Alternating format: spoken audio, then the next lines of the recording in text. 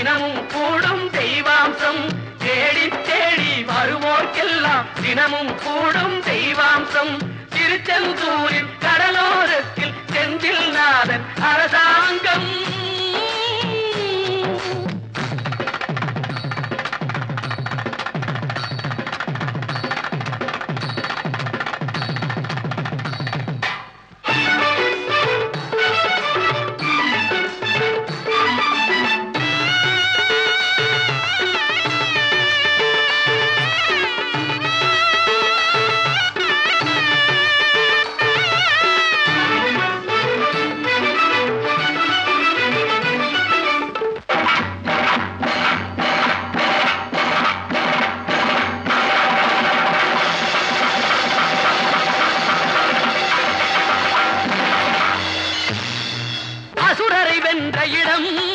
அது தேவரை காத்த இடம்